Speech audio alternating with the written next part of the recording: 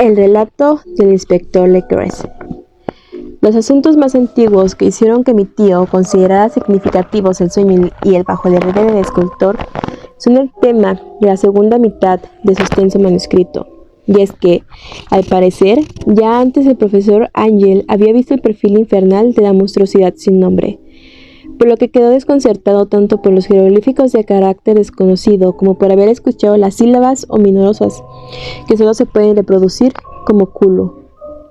Y todo esto en tan perturbadora conexión, que no es de asombrarse que llenaran al joven Wilcox de preguntas y existencias para que les diera más datos. La experiencia previa tuvo lugar en 1908, 17 años antes, cuando la Sociedad Arqueológica Estadounidense celebró su reunión anual en Saint Louis. El profesor Ángel, como correspondía a alguien con su autoridad y méritos, había tenido una participación prominente en todas las resoluciones y era uno de los primeros en ser consultados por los muchos curiosos que aprovecharon la convocatoria para obtener respuestas correctas a sus preguntas y formular problemas para recibir soluciones de expertos. El principal entre estos curiosos, que en poco tiempo se convirtió en el foco de mayor interés durante toda la junta, era un hombre de mediana edad y apariencia común, que había viajado desde Nueva Orleans para buscar cierta información especial que parecía inconseguible en cualquiera de sus fuentes. Su nombre era John Raymond Legros y su profesión, inspector de policía.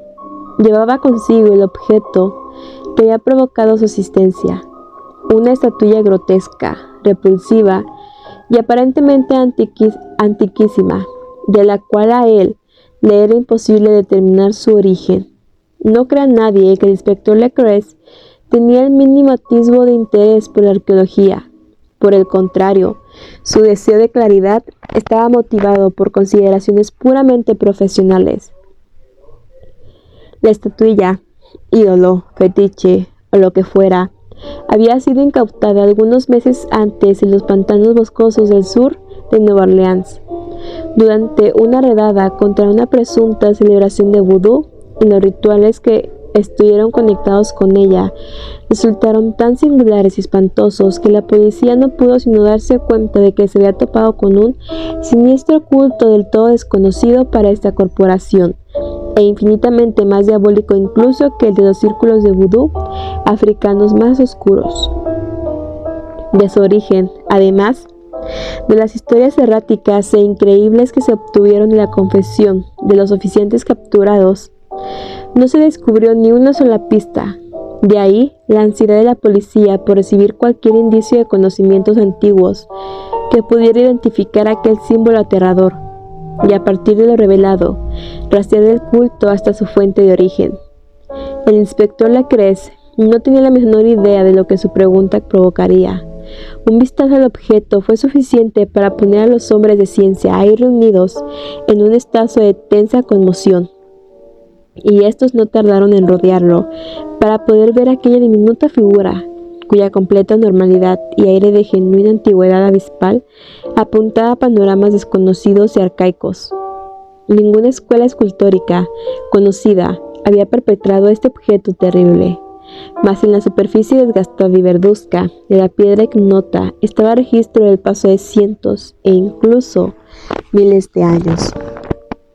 La figura, la cual por fin fue circulando lentamente de un hombre a otro para su estudio cercano y meticuloso, tenía entre 13 y 15 centímetros de altura y provenía de una mano de obra exquisitamente artística.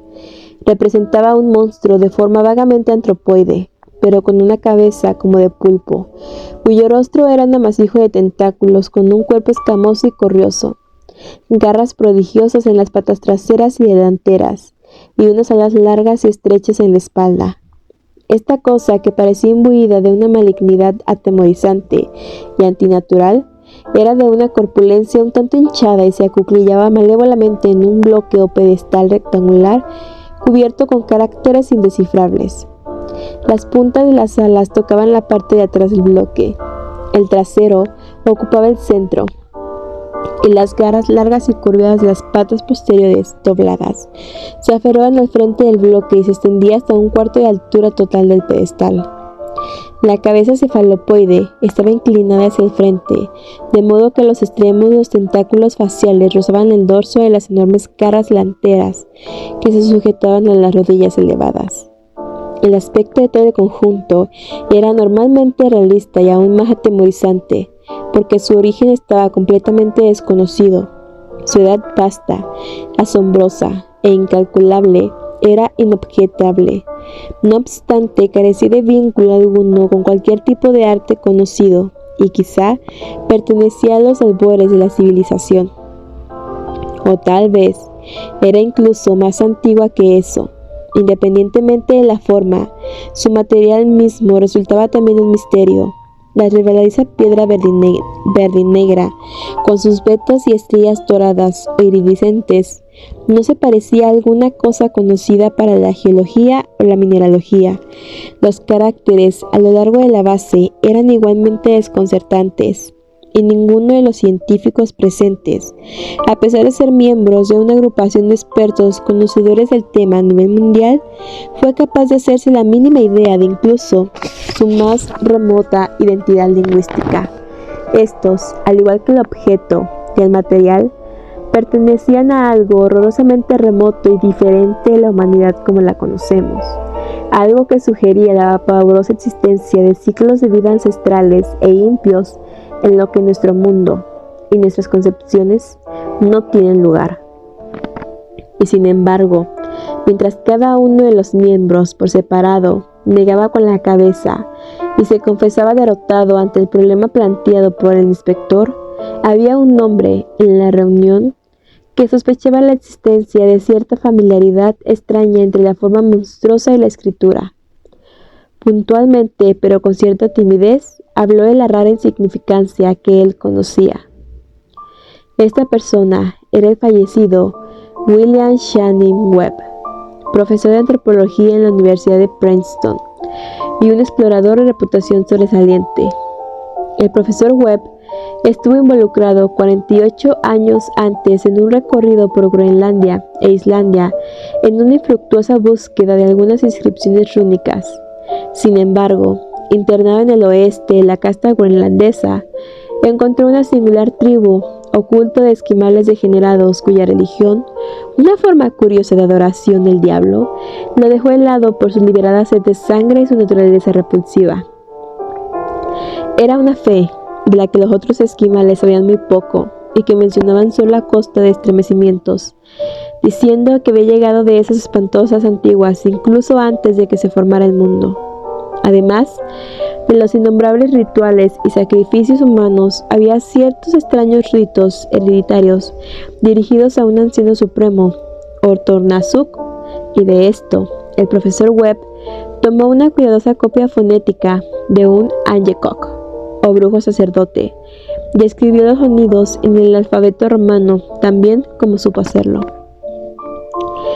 Pero justo ese fetiche al cual adoraba este culto era de importante significación, y alrededor de este bailaban sus integrantes como la aurora se removía en las alturas por encima de los acantilados de hielo. Era, aseguró el profesor, un bajorrelieve en piedra muy rústico compuesto por una imagen horripilante y una suerte de escritura críptica, hasta donde podía decir.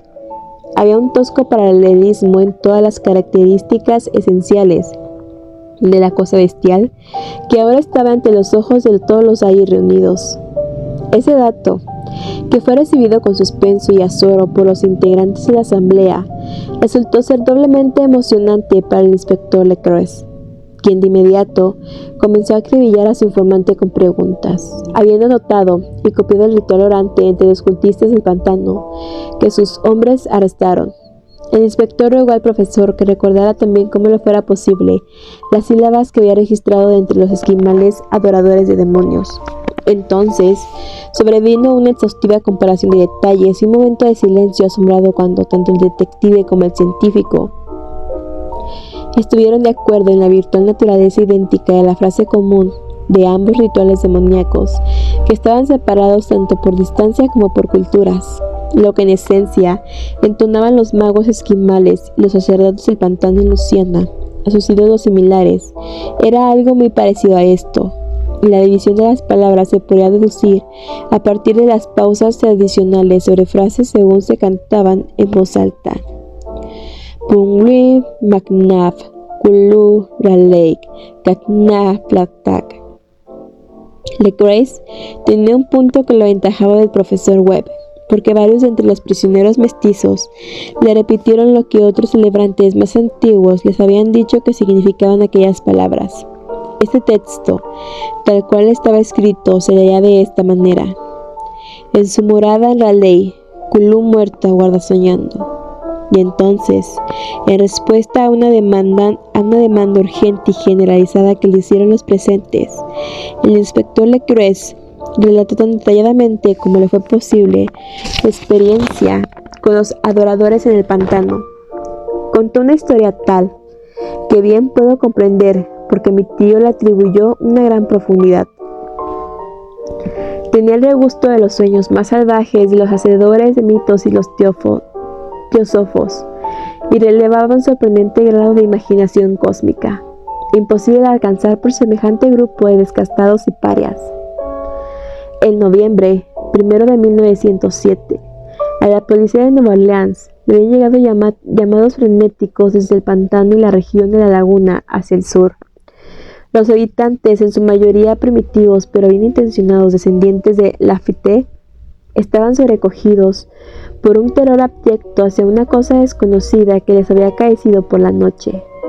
Era vudú, en apariencia, pero vudú de una índole más terrible de la que ellos hubieran sabido jamás. Y algunos de sus mujeres y niños habían desaparecido desde que el malévolo golpeteo de los tambores comenzara sin cesante a retumbar en los rincones más alejados de las oscuras y espeluznantes arboledas en la que ningún habitante se aventuraba. Hubo gritos enloquecidos y alaridos desgarradores, cánticos que helaban el alma y bailoteo de llamaradas diabólicas. Además, el aterrado mensajero añadió que la gente no podía soportar más, así que un cuerpo de 20 policías, llenando 2 carruajes y un automóvil, había salido, ya entrada la tarde, con el tembloroso lugareño como su guía. Se detuvieron al final del camino transitable y en silencio vadearon a lo largo de varios kilómetros a través del terrible bosque de cipreses, donde nunca entraba la luz del día. Raíces feas y malignas, las que colgaban nudos de musgo, impedían su marcha, y de vez en cuando piedras húmedas apiladas o una sección de pared derruida eran señales que, aunadas a las depresiones creadas por cada árbol deforme y amasijos de hongos, hacían más intensa la sensación de que ahí se albergaban habitantes repulsivos. Después de un largo rato, se hizo visible el asentamiento de los denunciantes, que no era más que un miserable apiñamiento de chozas, y los lugareños histéricos corrieron para rodear al grupo de linternas que avanzaba oscilando. El golpeteo amortiguado de los tambores ahora era apenas audible y provenía de muy, muy lejos, y un chillido terrorífico llegaba en intervalos infrecuentes cuando el viento cambiaba de dirección. También parecía que un brillo rojizo se infiltraba entre los matorrales más allá de las veredas interminables de la fronda nocturna. Reacios incluso a que se les dejara solos de nueva cuenta, cada uno de los atemorizados pobladores se negó, sin pensarlo siquiera, a acercarse un palmo más al escenario que aquella impía adoración, de manera que el inspector Lecrae y sus 19 colegas siguieron avanzando hacia las lúgubres bóvedas de horror que ninguno de ellos había recorrido antes. La policía estaba incursionando, en ese momento, en una región que traicionadamente tenía mala reputación. Notablemente desconocida y poco recorrida por hombres blancos, había leyendas que hablaban de un lago escondido en el que nunca se habían posado los ojos de los mortales, y en el que moraba una enorme cosa que asemejaba a un pólipo informe con ojos luminosos, y los habitantes murmuraban que, a medianoche, demonios con alas de murciélago volaban desde cavernas en el interior de la tierra para adorarla. Ellos decían que había estado ahí desde antes de Iberville, que era anterior a la Salle, que antecedía a los indios e incluso que precedía de las bestias comunes y las aves del bosque. Era una pesadilla en sí misma, y verla significaba la muerte. pero hacía soñar a los hombres, y de esta manera ellos sabían lo suficiente como para mantenerse alejados. De hecho, la actual orgía de vudú se llevó a cabo justo en el límite de esta área aborrecida. Un lugar horrible en sí mismo. Quizá por eso, ese sitio preciso para la adoración había aterrorizado a los lugareños más que los sobrecogedores sonidos e incidentes. Solo la poesía o la locura podrían hacer justicia a los ruidos escuchados por los hombres de la Croix conforme avanzaban con determinación por la ciénaga, oscuras y el brillo rojizo y los tambores amortiguados. Hay calidades vocales que son propias de la humanidad y otras que corresponden a las bestias, y es terrible escuchar que de una salga la que debería salir de la otra. Furia animal y fragor orgiástico se mezclaban violentamente y alcanzaban niveles demoníacos debido al éxtasis aullante y salpicado de graznidos que surcaban cual tempestad pestilente salida de las profundidades del infierno. Aquella espesura y reverberaban a través de ella. De vez en cuando en un lugar menos organizado cesaba, y de lo que parecía ser un coro bien ensayado y compuesto por voces enloquecidas, aquella horrorosa frase ritual levantaba un cántico: Pingüin Maglinak, Kulura Ley, Naknak Fatan. Entonces los hombres, que ya habían alcanzado el lugar donde los árboles estaban más dispersos, de pronto se encontraron con la visión del espectáculo tal cual.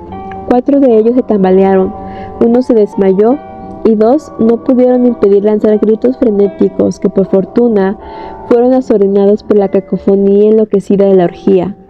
Lecores echó agua del pantano en la cara del hombre desmayado y todos se quedaron de pie, temblando y casi hipnotizados por el horror.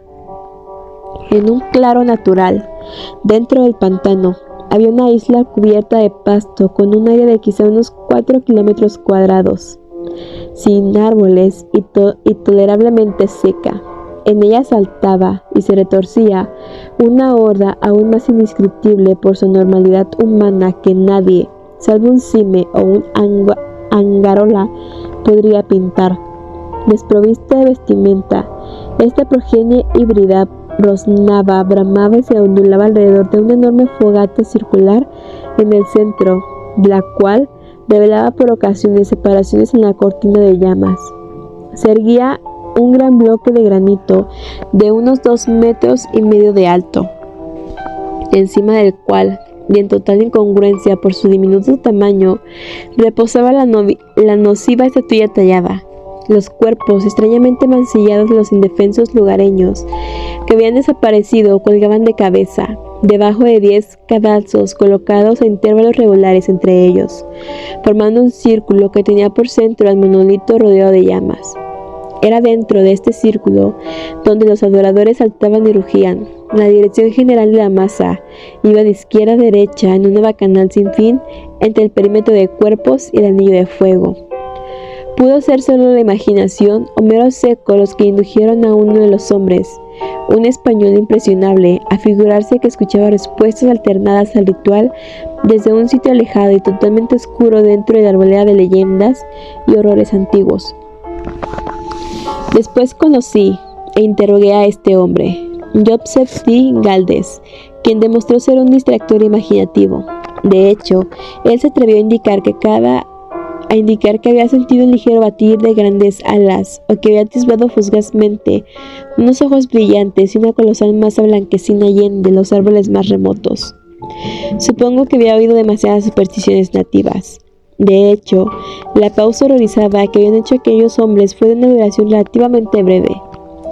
El deber era primero, y aun cuando debía haber cerca de 100 celebrantes mestizos en la turba, la policía confiaba en sus armas de fuego, y se lanzó con determinación hacia el hervidero nauseabundo.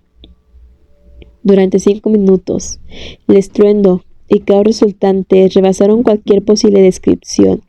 Se tiraron golpes salvajes, se hicieron disparos y algunos lograron escapar, pero al final, Lecres pudo contar unos 47 tétricos prisioneros, a los que se obligó a vestirse deprisa y formarse en una fila flanqueada por 2 hileras de policías. 5 de los fanáticos yacían muertos y 2 más gravemente heridos. Fueron llevados en camillas improvisadas por sus compinches apresados. Por supuesto, la imagen del monolito fue cuidadosamente retirada y Lecres se la llevó consigo. Examinados en el cuartel general, luego de un viaje fatigoso, bajo una lluvia intensa, los prisioneros resultaron ser todos de sexo masculino, de una raza vil y bastante mezclada, y del tipo mentalmente aberrante.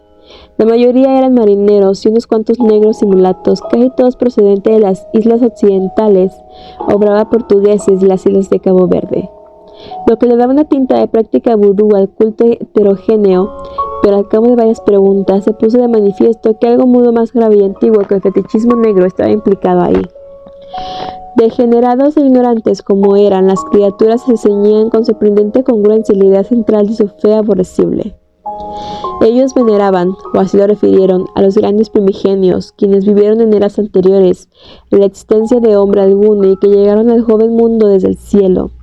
Ahora, estos grandes primigenios se habían retirado dentro de la tierra y bajo el mar, pero sus cuerpos muertos les habían contado sus secretos a los primeros hombres mientras soñaban, y ellos habían desarrollado un culto que nunca había desaparecido. Este era tal culto y los prisioneros dijeron que desde siempre y para siempre había existido, oculto entre los yermos distantes y en los rincones oscuros de todo el mundo, hasta que llegara el momento en que el gran sacerdote Cthulhu, desde su sombría morada en la majestuosa ciudad de R'lyeh, bajo las olas levantaría y se pondría al mundo un nuevo bajo su influencia. Algún día habría de retornar, cuando las estrellas estuviesen alineadas, y el culto secreto siempre estaría esperando para liberarlo. Mientras tanto, nada más se podía decir. Había un secreto que ni la tortura hacía posible confesar. La humanidad no estaba completamente sola entre los seres de la tierra, pues algunos entes salían de la oscuridad para visitar a sus pocos fieles. Sin embargo, estos no eran los grandes primigenios. Ningún hombre había visto jamás a los grandes primigenios. El ídolo tallado era el gran Cthulhu, pero nadie era capaz de decir si los otros eran o no semejantes a él. Ahora ya nadie podía leer la antigua escritura, si bien las cosas se comunicaban de boca en boca. El ritual cantado no era el secreto. De ese nunca se hablaba en voz alta, solo con susurros. El canto únicamente significaba esto: en su morada de R'lyeh, Cthulhu muerto aguarda soñando. Solo 2 de los prisioneros fueron considerados los bastante cuerdos como para condenarlos a la horca. El resto fue internado en diversos sanatorios. Todos negaron tener parte alguna en los asesinatos rituales y aseveraban que las muertes habían sido obra de los soldados negros que habían llegado a ellos desde su lugar inmemorial de reunión en el bosque embrujado. Nunca se pudo obtener un relato coherente acerca de aquellos aliados misteriosos. Lo que la policía logró averiguar lo obtuvo principalmente de un mestizo de avanzada edad llamado Castro, quien declaraba que había navegado hasta puertos extraños y hablado con los líderes inmortales de culto en las montañas de China. El viejo Castro recordaba fragmentos de espantosas leyendas que opacaban las especulaciones de los teófagos y hacían parecer que la humanidad y el mundo eran, de hecho, recientes y temporales. Hubo otras eras cuando otras cosas dominaban el planeta, y ellas habían construido ciudades monumentales. Los restos de estas, según comentó, que le dijeron los chinos inmortales, aún se podían encontrar como rocas ciclópeas en las islas del Pacífico. Todas murieron muchísimos eones antes de que aparecieran los hombres. Pero había artes que las podían revivir cuando las estrellas volvieran a sus posiciones adecuadas en el ciclo de la eternidad. De hecho, ellas habían venido de las estrellas y trajeron sus imágenes consigo. Estos grandes primigenios, continuó Castro, no eran de carne o sangre en absoluto. Ellos tenían forma, sí, porque ¿acaso no lo probaba esta imagen inspirada en las estrellas? Pero esa forma no estaba hecha de materia. Cuando los astros estaban en su posición correcta, ellos podían precipitarse de mundo en mundo a través del firmamento. Pero cuando las estrellas no estaban alineadas, ellos no podían vivir. Sin embargo, aunque ellos ya no vivieran, nunca morirían de verdad. Todos yacían en moradas de roca en su gran ciudad de R'lyeh, preservados por los hechizos del poderoso Cthulhu hasta la gloriosa resurrección, cuando las estrellas y la tierra pudieran estar listas una vez más para recibirlos. Llegado ese tiempo, alguna fuerza del exterior debía ayudarlos a liberar sus cuerpos. Los encantamientos que los mantenían intactos de igual manera preveían que ellos debían realizar alguna acción inicial y yacer alertas en la oscuridad, albergando pensamientos mientras transcurrían incontables millones de años. Ellos sabían todo lo que estaba ocurriendo en el universo, porque su lenguaje era la transmisión del pensamiento. Incluso ahora ellos hablaban en sus tumbas. Cuando luego de eternidades de caos llegaron los primeros hombres, los grandes primigenios hablaban de lo más sensibles de ellos, entre todos ellos por medio del moldeado en sus sueños, porque sólo así su lenguaje podía llegar hasta las mentes de carne que caracterizaban a los mamíferos. Entonces, murmuró Castro, aquellos primeros hombres formaron el culto alrededor de altos ídolos que los grandes primigenios les mostraron, ídolos traídos en eras remotas desde lobregas estrellas. Ese culto no habría de morir hasta que esos soles se alinearan correctamente otra vez, y los sacerdotes secretos sacaran al gran Kulu de su cripta para que reviviese a sus súbditos y reiniciara su dominio en la tierra.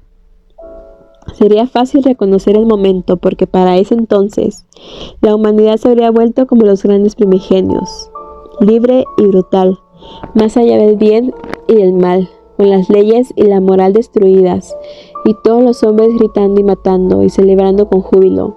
Entonces, los grandes primigenios liberados les habrían de enseñar nuevas maneras de gritar y matar y divertirse entre ellos, y toda la tierra se incendiaría con un holocausto de éxtasis y libertad. Mientras tanto, el culto, por medio de rituales apropiados, debía mantener viva la memoria de aquellas antiguas costumbres y propagar la sombra de la profecía de su regreso. En la época inmemorial, los hombres elegidos hablaron a través de sueños con los grandes primigenios que permanecían en sus mausoleos, pero entonces algo sucedió. La gran ciudad de roca de Raleigh, con sus monolitos y sepulcros, se hundió bajo las aguas, y esas profundas aguas, resguardadas bajo el velo primordial, a través del cual ni siquiera el pensamiento puede pasar, había interrumpido la espectral comunión. Pese a ello, la memoria nunca murió, y los altos sacerdotes dijeron que la ciudad se elevaría de nuevo cuando las estrellas estuvieran en su posición correcta. Entonces salieron de las profundidades los negros espíritus de la tierra, enmohecidos y sombrios, y llenos de vagos rumores recogidos en las cavernas de las olvidadas profundidades marinas. El anciano Castro, después de decir lo anterior, ya no se atrevió a hablar mucho más. Se interrumpió abruptamente y no hubo persuasión o sutileza que pudiera sonsacarlo a continuar. Curiosamente, también se negó a mencionar el tamaño de los primigenios.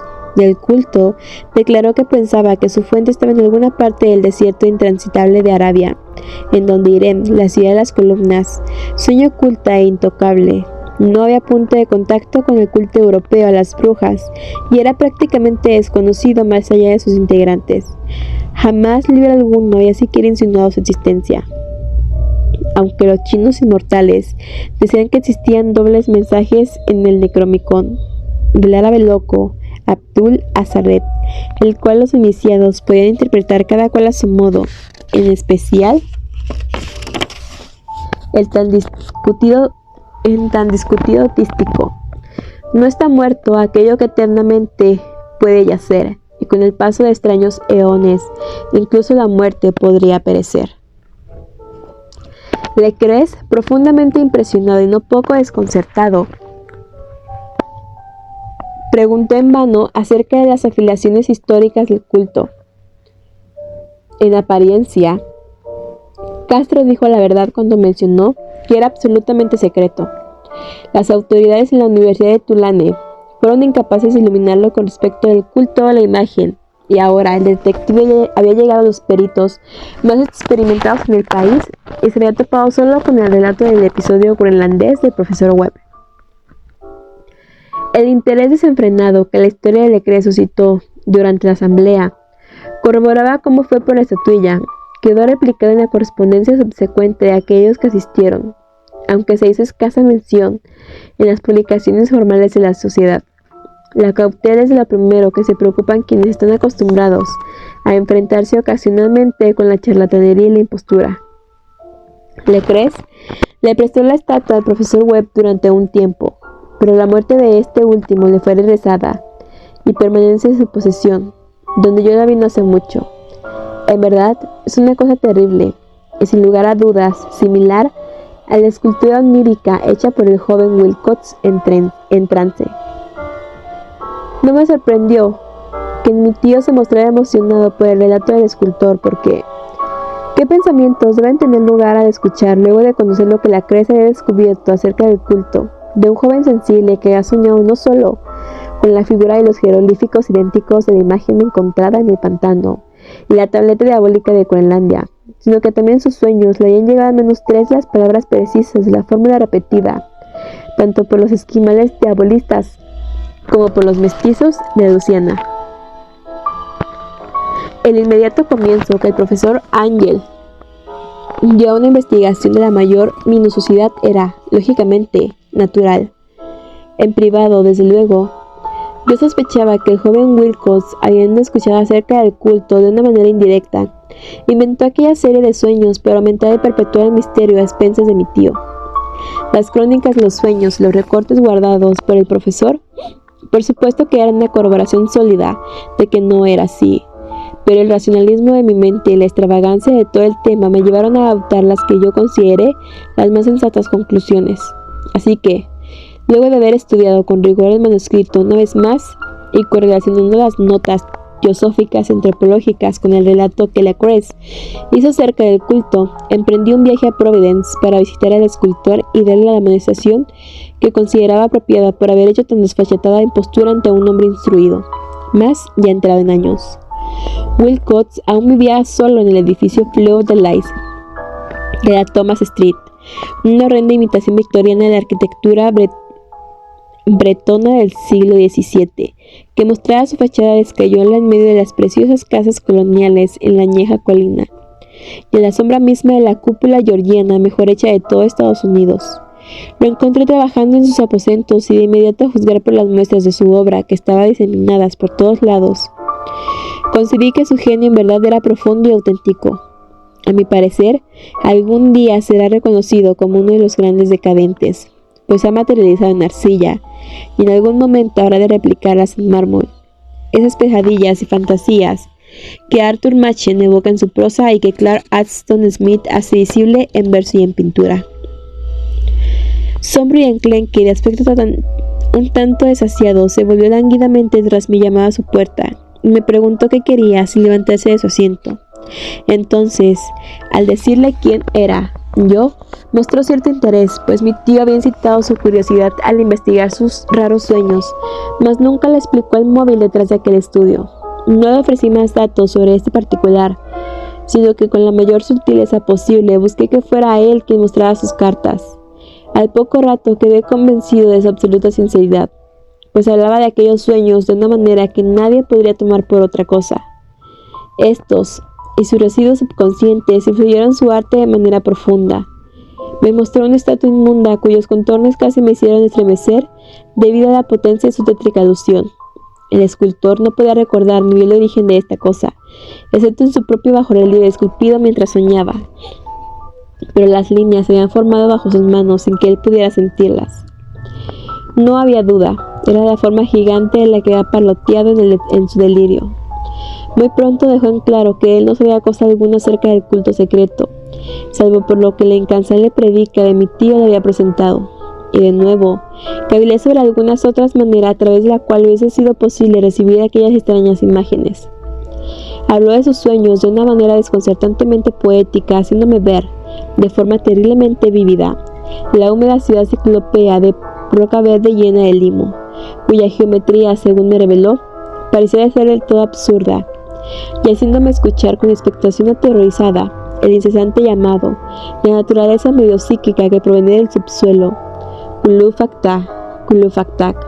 Aquellas palabras formaban parte de ese horrendo ritual que hablaba de la vigilia entre sueños de Kulu, quien permanecía muerto en su bóveda rocosa localizada en Raleigh, y me sentí profundamente alterado, a pesar de mis fundamentos racionales.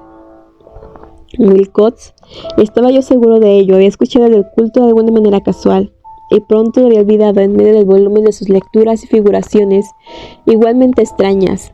Más tarde, en virtud de su pura espectacularidad, había hallado su expresión inconsciente a través de sueños, en el bajorrelieve y en la estatua terrible que yo observaba en ese momento, de tal manera que su impostura ante mi tío había sido muy inocente. El joven era de un tipo al mismo tiempo afectado y un poco maleducado, características que en nada me agradaban, pero ahora estaba yo lo suficientemente dispuesto a admitir tanto su genio como su honestidad. Me despedí de él amigablemente y le deseé todo el éxito que prometía acarrearle su talento.